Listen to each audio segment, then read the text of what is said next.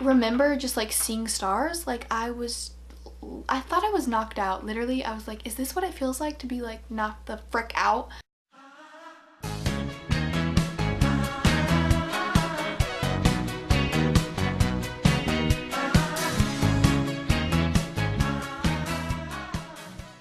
Hello everyone, what's up? My name is Serena and welcome to my channel. Yes, my shirt has a sloth riding a unicorn. My best friend got me this shirt for Christmas because I really love sloths and unicorns, and who knew that there was clothing where they combine the two? I filmed this whole entire video before, but I had like I don't know if it was makeup or paint or what, but I had something on the side of my neck right here, like in a big purplish reddish dot, and it literally looked like a giant hickey on my neck. I have no idea what it was, and I didn't even notice it like in person, but it really showed up on camera. I was like, I cannot film it, like I cannot put out a video that looks like I have a giant hickey on my neck. So I literally am refilming it just because of that. Like it literally, I can't do that. We are a family friendly channel here. You can probably tell by the title of this video, but we are going to be doing part 2. I promised in the first one that I would have a part 2, 3, 4, 5, 6, maybe 7, 8, 9 parts to this channel, to this video, because I've had so many embarrassing stories from high school.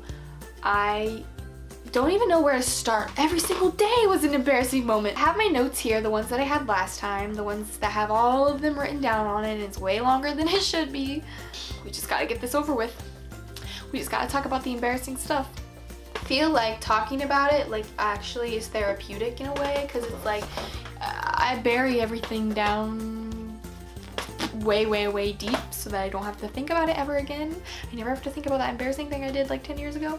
But now talking about it, I feel like it's good. It gets it off my chest. You guys know about it. You guys know the sitch. You guys know what's going on. Okay, so the first one that we're going to talk about is something that happened in study hall. There were 2 guys in my study hall. Let's give them fake names because I love giving people fake names. There was one guy in my study hall. He is the most annoying guy on the planet. I did not like him very much in high school, and he like played basketball with my boyfriend, so like they knew each other, and my boyfriend would hang out with him sometimes, so like I was around him a bit, and he annoyed the crap out of me. I could not stand to be around him. I didn't want my boyfriend hanging out with him. He just was so annoying and rude and just, but his name will be Daniel. And then there was another guy in my study hall who actually really liked him. He was nice, and he was like a really friendly person, and we got along, and he was cool. We were just like friends or whatever. His name can be Matthew. So Daniel and Matthew and me all in study hall. We always would just sit there and talk in study hall because we had nothing else to do. We normally just sat there and talked. Matthew, in like the past like couple weeks leading up to this event, had kind of hinted that he liked me. Like I'm pretty good at like picking up when someone likes me before they even like say they like me, so then I just like can avoid them because I don't like them and I don't want that like awkward confrontation. He would like kind of act like he liked me, and I would always like shoot that down, like the actual like I like you, do you like me, no I don't like. We would never say that to each other, but we were like kind of dancing around the subject and like doing puppets. It hadn't really gotten awkward yet. So I went up to the teacher I think she was my science teacher at the time, so I went up to her to talk to her about something for our science. Something in science, I don't even know. I'm trying to like think of what it was. How would I remember that? I was just talking to her.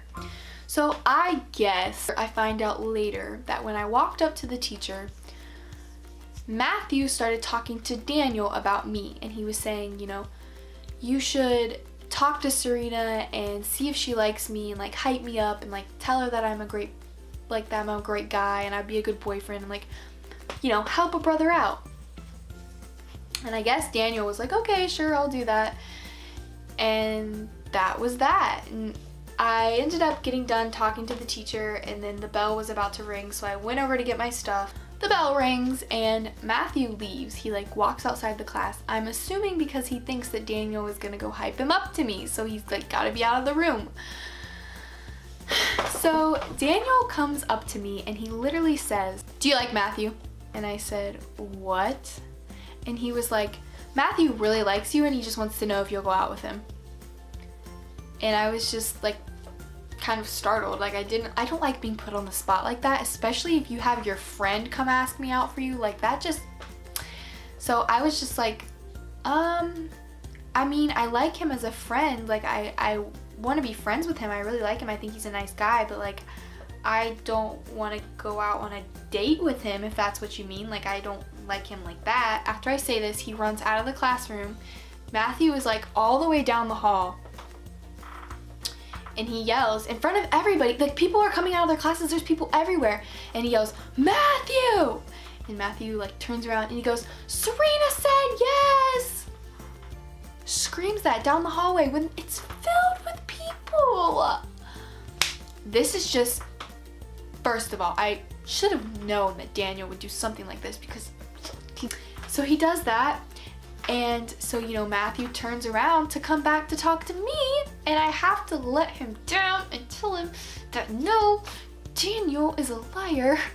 I did not tell him that I would go out with you, and that was so awkward. I told him that I do like you and I want to be friends with you, but I don't like you in that way. And he was just like, "Oh, okay, like it's no big deal," and like left. It was just so awkward. Like that was so awkward to have to tell him that after he said that I said yes. And then, I mean, everybody in the hallway heard it, so who knows what they thought we were all talking about. Serena said yes. Yes to what? That was just really incredibly embarrassing, and I'm sorry if that drug on for way too long, but that was just so embarrassing.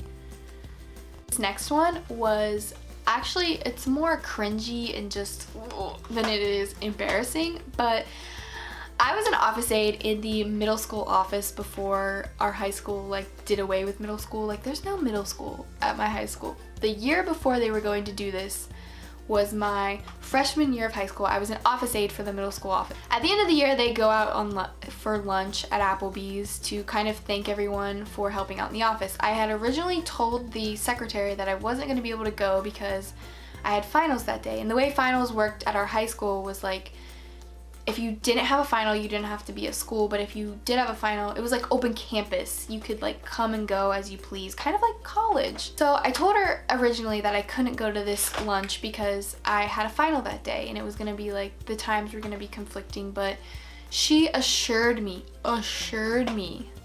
that we would be back in plenty of time for me to go to my final. And I think you know where this is going. We did not get back in time for me to get to my final. I was probably like 20 minutes late to my final. And I told her that. I was like, "I'm gonna be late to my final. Like, can somebody write me a note or something at least?" And she was like, because we were with the principal when we were eating, and he was actually going to become the principal next year of the high school. So like he was gonna be everyone in there's boss, basically. She said, "Oh, if he tries to kick you out, just say I was with your boss that you're gonna have next year so you can take it up with him." And I was like, first of all, I cannot be that sassy to a teacher. Like, I would never say that to him in a million years. Like, I would probably say I was out with him to lunch and we got back late and he told me if you have any questions you can call. I will not say, "Well, he signs your paychecks, so..." I don't really think the principal signs their paychecks, but still. So I walk into the final and I'm late, and it was a world history final, and that teacher was actually like the coolest person in the entire world. He ended up leaving after that year. Miss him. But he didn't say anything to me. He just gave me this look of like sheer and utter disappointment, and that look, I hate that. But yeah, that was the time I didn't get kicked out of my final, but was still embarrassed. I had to do like a walk of shame over to my seat because everyone knew that if you were late to your final, you failed your final. So like everyone was staring at me like, "Oh, you're toast." But he didn't fail me. Bless his soul. Love him forever. This one was just a metaphor for my entire high school experience.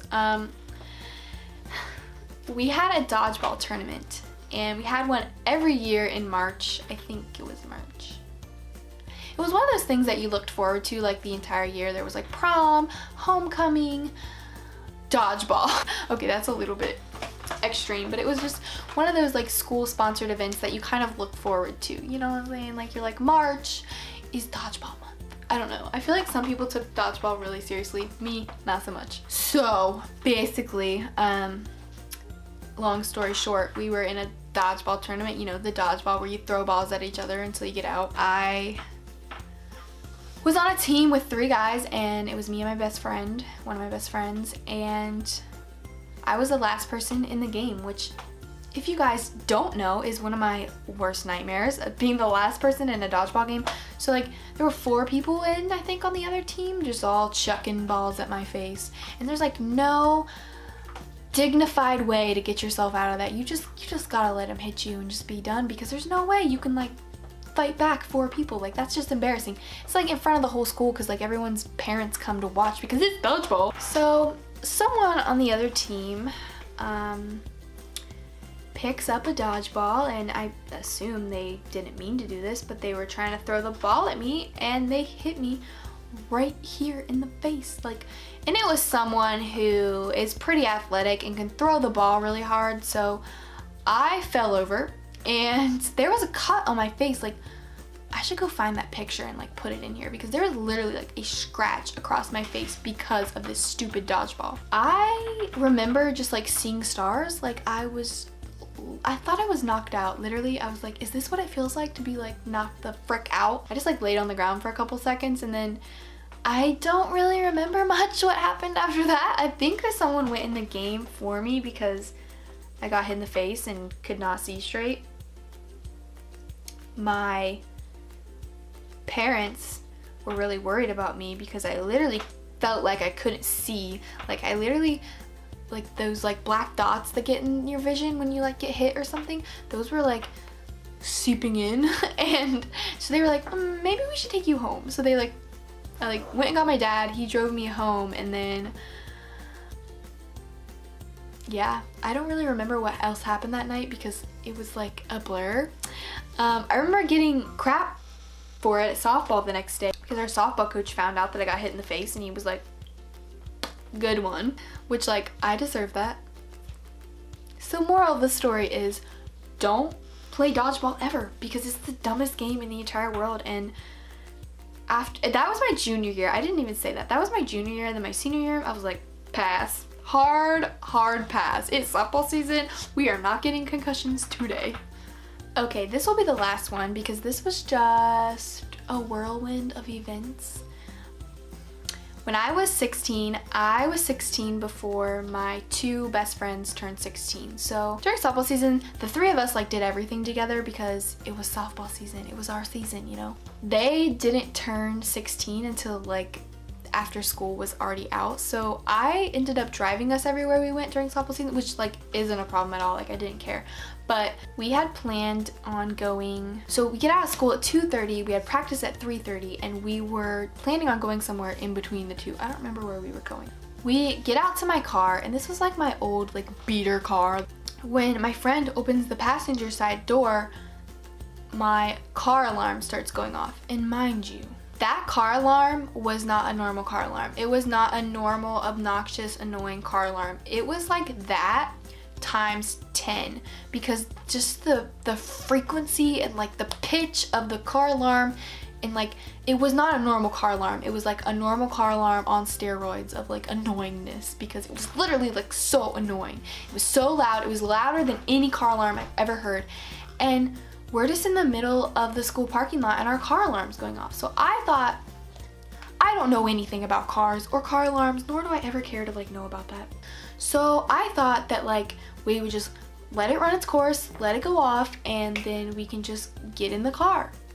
We sit there until it is done going off. And my door is open, the driver's side door is open, and the back door was open, but the passenger side door still was not open. So when it finally stops and my friend goes to open the passenger side door, it goes off. But we were like already getting in the car. She had opened the door, so we literally just got in. I don't know what possessed me to do this. I don't know why I thought this was a good idea, but I just get in the car while the car alarm is going off. I start the car because I thought maybe starting the car would make it shut off. No, it didn't. We drove down the street with the car alarm going off. And we tried to get it to stop, but it just kept going and going and going, and it was like there was no reason for it to be going off anymore because we were all in the car, all the doors were open, all the doors were unlocked. It was like something was wrong with the car that kept making the car alarm go off. So we end up driving down the street that our school is on, which is a super small town. Everyone's staring at us because our car alarm is going off while we're driving, which I'm sure just looks ridiculous. I've never seen that happen before in my life, but I'm sure that looks ridiculous. And yeah, we ended up having to go all the way back to my house, switching cars and coming back for practice, and we were actually late for freaking practice. So yeah, that was embarrassing. And then having to explain to yourself like why you were late to practice, like, oh yeah, we were late to practice because the car alarm wouldn't stop going off, and like we know nothing about cars, and like yeah, that was embarrassing. I don't know what the frick was wrong with that car. I still don't think they ever figured out what was wrong with it, but it's fine. They've already sold it to somebody else, so that is somebody else's problem now. If you guys are still watching this video by the end of this video, thank you so much for watching, and I will see you sometime soon with another one. Bye!